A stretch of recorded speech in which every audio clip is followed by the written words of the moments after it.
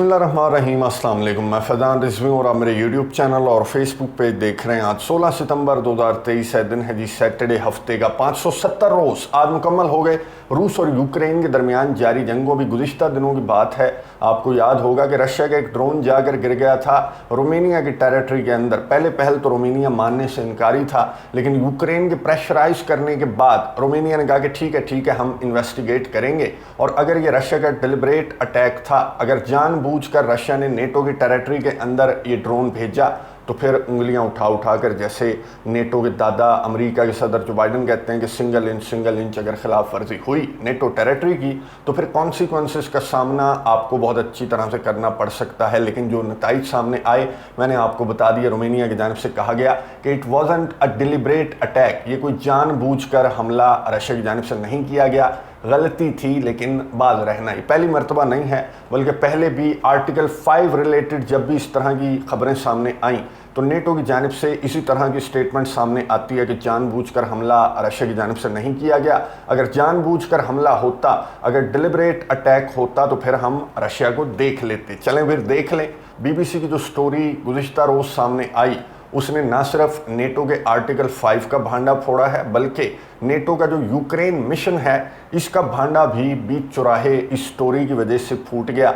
अब भी अगर यूक्रेन को समझ नहीं आती, अब भी अगर यूक्रेन के सदर व्लादिमीर ज़ेलेंस्की को ये समझ नहीं आती कि वो एक कंधा है और इसका काम है, इस कंधे का काम है रशिया को वीक और आइसोलेट करना, और ये जो सिंगल इंच डिलिबरेट अटैक होता तो हम यूं कर देते, ये कर देते, ये जो धमकियां हैं इसका भांडा बहुत अच्छी तरह से फूट गया। बीबीसी की ये स्टोरी सामने आने के बाद जो अब भी सुर्खियों के अंदर है, अब भी इस स्टोरी को लेकर बहुत ज़्यादा डिस्कशंस चल रही हैं नेटो ममालिक के अंदर, स्पेशली आर्टिकल 5 के इत्तलाक को लेकर। लेकिन अभी तक नेटो ममालिक का इस स्टोरी के ऊपर रद्द-ए-अमल इस तरह से सामने नहीं आया, मुंह छुपाते फिर रहे हैं क्योंकि स्टोरी ही ऐसी। एक सरप्राइज़ भी है, रशिया एक सरप्राइज़ देने वाला है यूक्रेन को, और यूक्रेन को एक खबर पहुंचाई है बरतानिया ने। यह नाम आपने याद रखना है, बरतानिया का नाम, क्योंकि यही वो नेटो मुल्क है जिससे रिलेटेड ये स्टोरी है जो इस वीडियो के अंदर मैं आपके साथ शेयर करूंगा। सबसे पहले मैदान जंग से कुछ इंपॉर्टेंट खबरें आपके सामने रख दूं। गुज़िश्ता वीडियो के अंदर मैंने आपको बताया था, मैंने क्या बताया था, बल्कि यूक्रेन की जानिब से दावा सामने आया था कि हमने एक बहुत इंपॉर्टेंट जो डोनेट्स्क का विलेज है उसको हमने कंट्रोल कर लिया। आज रशिया की डिफेंस मिनिस्ट्री की जानिब से रद्द-ए-अमल सामने आया कि बिल्कुल झूठ है, कोई विलेज डोनेट्स्क रीजन के अंदर यूक्रेन ने कंट्रोल नहीं किया। रशिया की डिफेंस मिनिस्ट्री ने यह भी बताया कि यूक्रेन की जानिब से इस तरह के जो क्लेम्स हैं वो अपने काउंटर ऑफेंसिव के फेलियर को छुपाने के लिए इस तरह के जो क्लेम्स हैं वो यूक्रेन की जानिब से सामने आ रहे हैं जिनमें कोई सदाकत नहीं है। रशिया की जानिब से आज 54 मरतबा 54 टाइम्स रशिया ने टारगेट किया ज़पोरिज़िया के रीजन को। 45 हमले रिपोर्ट हुए। खार्किव रीजन के ऊपर 2 ड्रोन्स जो नेवल ड्रोन्स हैं वो भी मारने का दावा रशिया की जानिब से सामने आया। और यूक्रेन की जानिब से जो रद्द-ए-अमल सामने आया, यूक्रेन ने बताया कि ज़पोरिज़िया रीजन के ऊपर खार्किव पर जो रशिया की स्ट्राइक्स रिपोर्ट हुई हैं, रशिया के जो हमले रिपोर्ट हुए हैं, उनके नतीजे में 5 जो ज़ख्मी हैं उनको हस्पताल मुंतकिल कर दिया गया है। और यूक्रेन ने यह भी कहा कि सिविलियन आबादियों को रशिया टारगेट कर रहा है। ना सिर्फ सिविलियन आबादियों को, बल्कि यूक्रेन के एक मिलिट्री ऑफिशियल ने कहा कि हमें मालूम है कि रशिया इतना ज़्यादा आजकल बेचैन क्यों है, रशिया किस चीज़ को ढूंढ रहा है। रशिया ढूंढ रहा है यूक्रेन के लड़ाका तैयारों को जिन्होंने टारगेट किया क्राइमिया की बेस को, जिन्होंने टारगेट किया S-400 को, जिन्होंने टारगेट किया यूक्रेन की ब्लैक सी फ्लीट की 2 शिप्स को और एक सबमरीन को टारगेट किया, जिन यूक्रेन के फाइटर जेट्स ने, यूक्रेन के मिलिट्री ऑफिशियल ने कहा कि रशिया उन फाइटर जेट्स को ढूंढ रहा है। इस वजह से रशिया की जानिब से हमारी एयर बेस को टारगेट करने की कोशिश की गई। गुज़िश्ता रोज़ मैंने आपको बताया था कि ड्रोन हमले रशिया के रिपोर्ट हुए थे जिनको नाकाम बनाने का दावा यूक्रेन के एयर डिफेंस सिस्टम की जानिब से, यूक्रेन के डिफेंस मिनिस्ट्री की जानिब से स्टेटमेंट सामने आ गई थी कि हमने तमाम के तमाम जो ड्रोन्स हैं उनको मार गिराया। और एयर बेस रशिया का टारगेट क्यों थी, क्योंकि अब जो खबरें सामने आ रही हैं तो ब्लैक सी फ्लीट को यूक्रेन ने टारगेट किया, एक तो स्टॉर्म शैडो मिसाइल इस्तेमाल करते हुए, और दूसरा फ्रांस का मिसाइल है स्कैल्प मिसाइल और स्टॉर्म शैडो मिसाइल था।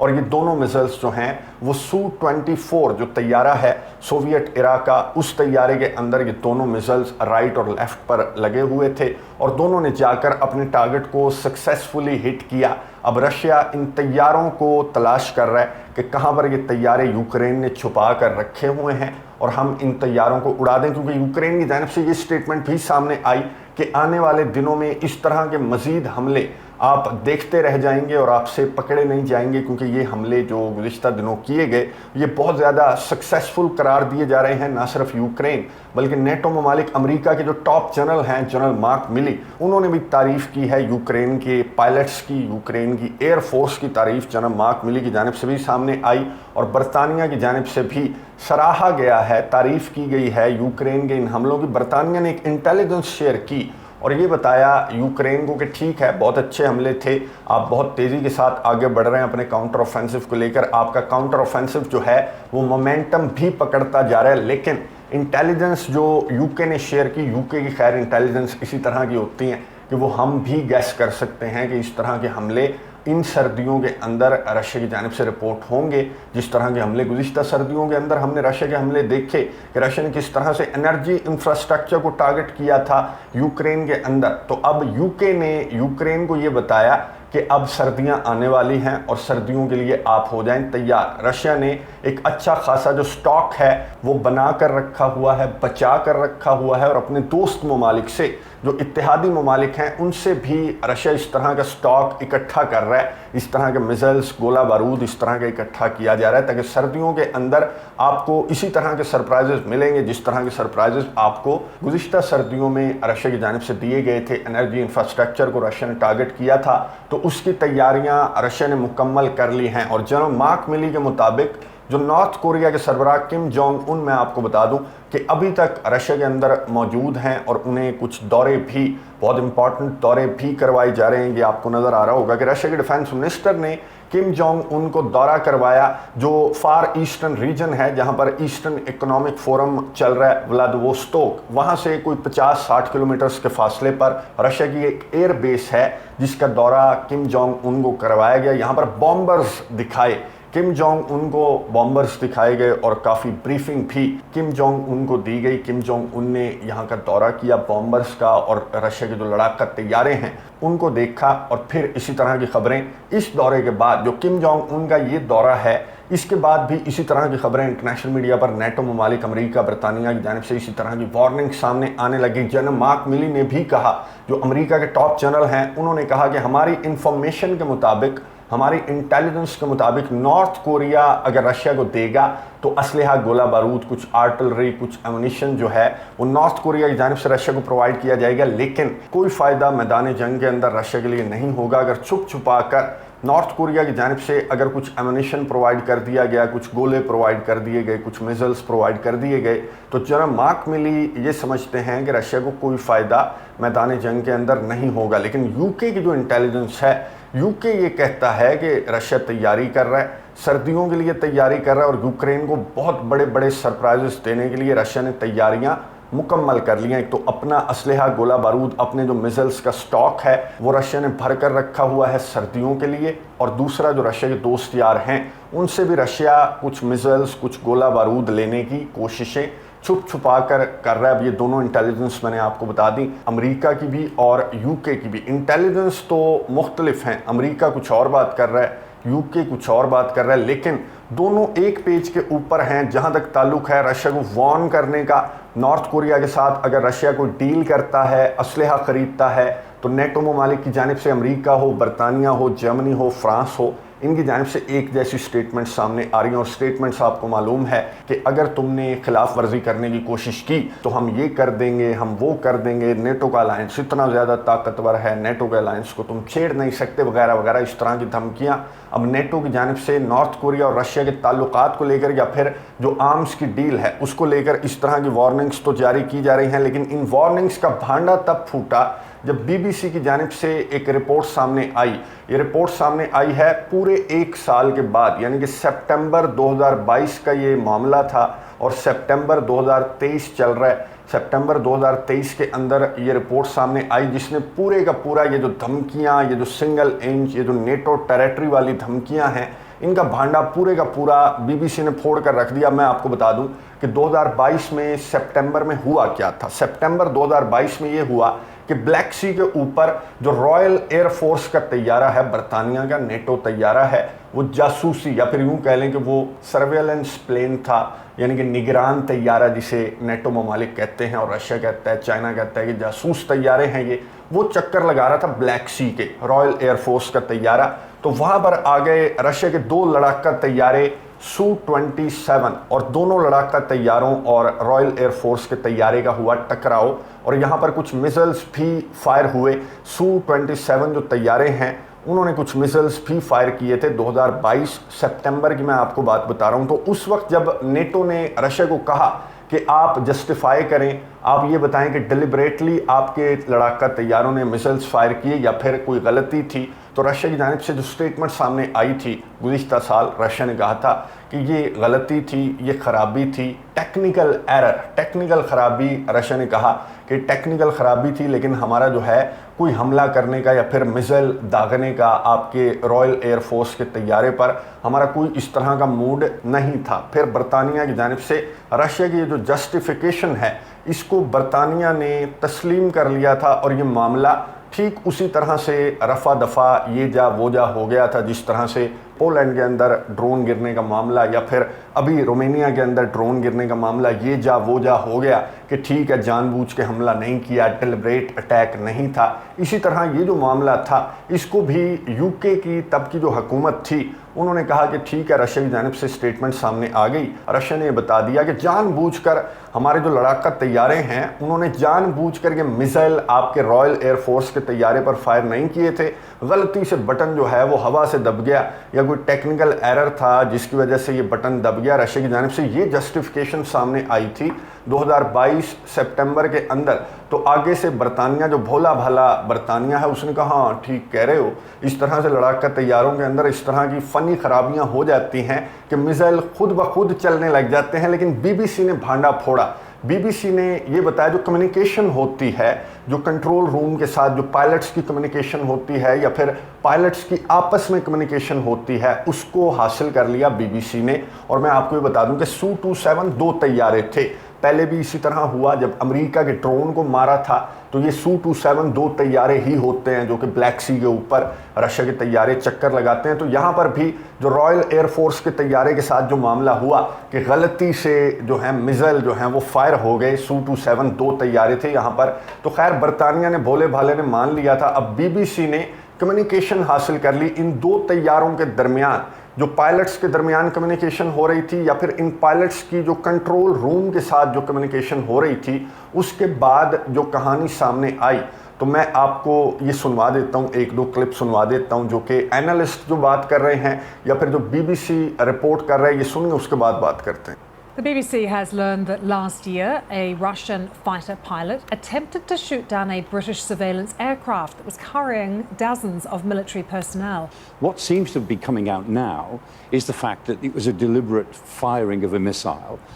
You have the target. ये कंट्रोल रूम से ये पैगाम मिला था इन पायलट्स को कि you have the target। अब इसका मतलब क्या है कि सामने आपके टारगेट है, मार दो मिसाइल।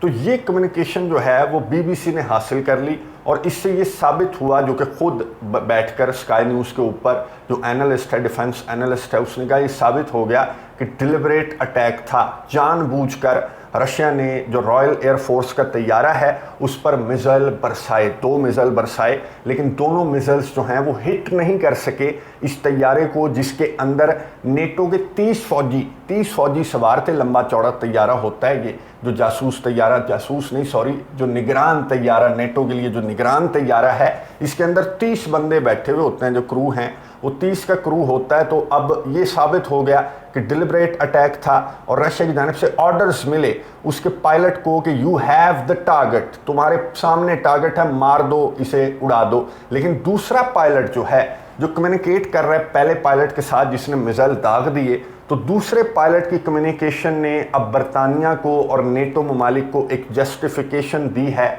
इस रिपोर्ट के अंदर भी वो बात सामने आई कि दूसरे पायलट ने पहले पायलट को कहा कि नहीं, कंट्रोल रूम से ऐसे कोई अहकामात सामने नहीं आए। तुमने गलत लिया, गलत मतलब लिया, यू हैव द टारगेट का ये मतलब नहीं है कि तुमने मिसाइल चला देने हैं। तो ये दोनों पायलट्स की जो कम्युनिकेशन है ये जस्टिफिकेशन है नेटो की कि हाँ गलती थी, डिलिबरेट अटैक नहीं था।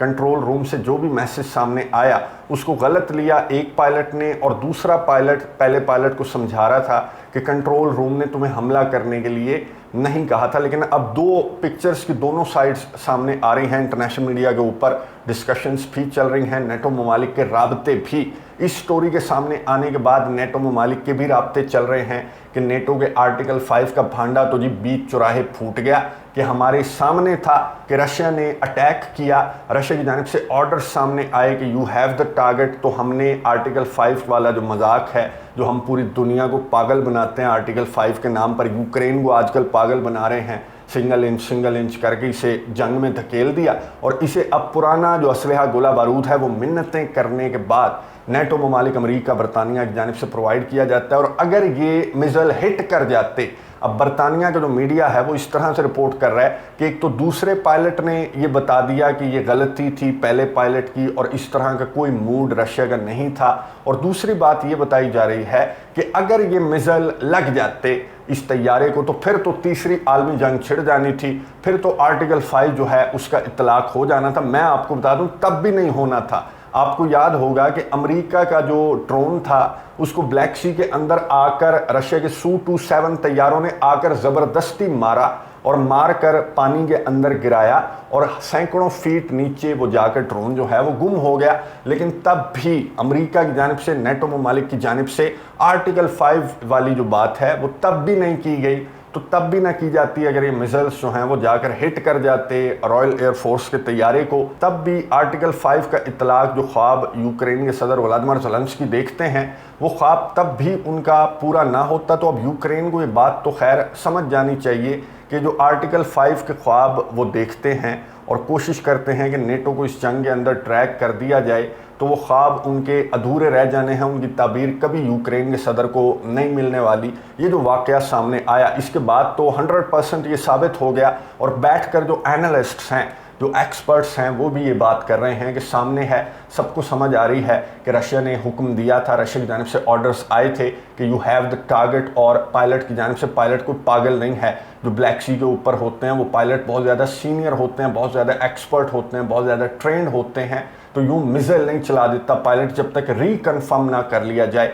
तो पायलट की जानिब से मिसाइल नहीं चलाया जाता। तो एक्सपर्ट्स ये कह रहे हैं कि साफ समझ आ रही है कि रशिया का डिलिबरेट अटैक था, और नेटो ने जंग अजीम सोम या फिर रशिया के साथ डायरेक्ट लड़ाई को अवॉइड करने के लिए, जो बरतानिया की उस वक्त की हुकूमत थी, अब सितंबर 2022 में मैं आपको बता दूं कि बोरिस जॉनसन या फिर जो लिज ट्रस हैं, लिज ट्रस थी बरतानिया के प्राइम मिनिस्टर, ऋषि सुनक बाद में आए थे, ऋषि सुनक अक्टूबर 2022 में आए थे, तो लिज ट्रस थी या फिर बोरिस जॉनसन थे, उन्होंने अवॉइड किया। और इतनी ज़्यादा छलांगें आपको मालूम है कि सिर्फ बरतानिया की जानिब से ही मारी जाती हैं। अगर नेटो ममालिक की बात की जाए तो सबसे ज़्यादा छलांगें बरतानिया है जो मारता है यूक्रेन के इशू को, यूक्रेन की जंग को लेकर। तो बरतानिया का चेहरा भी साफ सुथरा होकर यूक्रेन के सदर व्लादिमीर ज़ेलेंस्की के सामने अब आ जाना चाहिए, इससे पहले कि आखिरी यूक्रेनी तक, वो रशिया कहता है, रशिया के सदर व्लादिमीर पुतिन कहते हैं कि आखिरी यूक्रेनी तक वेस्ट का मूड है कि ये जंग वो जारी रखेगा जब तक आखिरी यूक्रेनी नहीं मर जाता। बरतानिया की जानिब से अब यूक्रेन को फिर दोबारा से खबरदार किया गया कि सर्दियों के लिए तैयार हो जाओ, हम तुम्हें कंबल भी दे देंगे, हम तुम्हें हीटर्स भी प्रोवाइड कर देंगे, लेकिन तुम्हें डट कर मुकाबला करना है। और अगर रशिया आगे की जानिब बढ़ता है तो फिर उंगली उठ जाएगी इनकी सिंगल इंच। ये सिंगल इंच का मैंने आपको बता दिया। ये जो जंग अजीम सोम की बातें यूक्रेन के दिमाग में हैं या फिर पूरी दुनिया देख रही है कि जंग अजीम सोम लग सकती है अगर ज़रा से भी गलती इधर से या उधर से हो जाए, लेकिन ऐसा नहीं होने वाला और इसको अवॉइड किया जा रहा है। तीनों ये जो बड़ी ताकतें हैं, बरतानिया, अमेरिका, रशिया, नेटो ममालिक और रशिया की बात कर लें तो इनकी जानिब से मुकम्मल तौर पर जंग अजीम सोम को अवॉइड करने के लिए इस तरह के वाक़यात को भी दबा दिया गया। लेकिन ये मामला अब फिर से सामने आया है तो यूक्रेन लाजमी इस पर बोलेगा, और यूक्रेन अगर ना बोला तो यूक्रेन को कम से कम होश के नाखून लेने की ज़रूरत है कि यूक्रेन जिस लड़ाई के अंदर इतनी बुरी तरह से इन्वॉल्व हो चुका है उसमें यूक्रेन का अपना नुकसान है,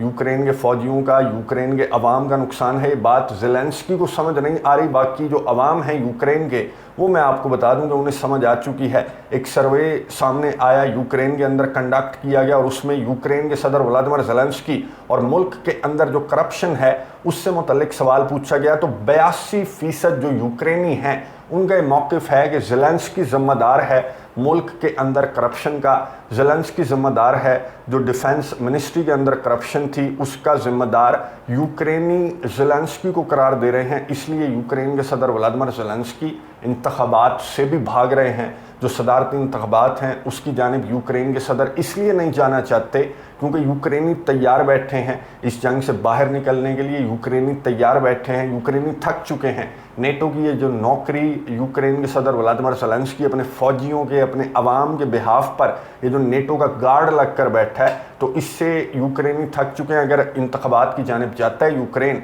तो ऑब्वियसली यूक्रेन के सदर व्लादिमीर ज़ेलेंस्की तो नहीं रहेंगे, लेकिन इंतखाबात की जानिब यूक्रेन के सदर नहीं जाएंगे। इनका अपना जो मिशन है नेटो और रशिया को डायरेक्ट करने का।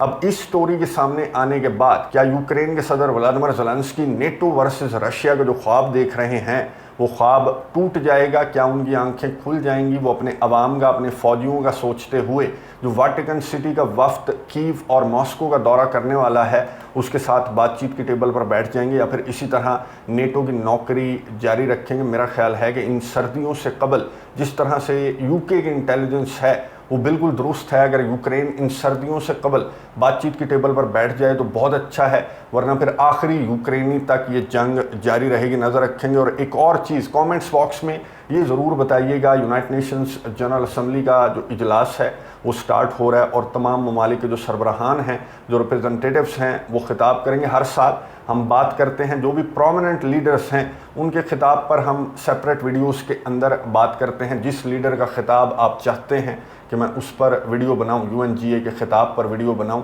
उस मुल्क का नाम कमेंट्स बॉक्स में आपने लाजमी लिखना है ताकि उसे नोट डाउन कर लिया जाए। और आने वाली वीडियोस में उन लीडर्स के खिताब को भी जो आप सजेस्ट करेंगे कमेंट्स बॉक्स में, उन लीडर्स के खिताब को भी कंटेंट का हिस्सा बना लेंगे। 19 तारीख को स्टार्ट हो रहा है ये जो जनरल डिबेट्स हैं, जो खिताब हैं डिफरेंट ममालिक के जो लीडर्स हैं उनके खिताब 19 तारीख को स्टार्ट हो रहे हैं, तो उन पर भी बात करते रहेंगे। नेक्स्ट वीडियो तक के लिए इजाज़त दीजिए। अल्लाह हाफ़िज़।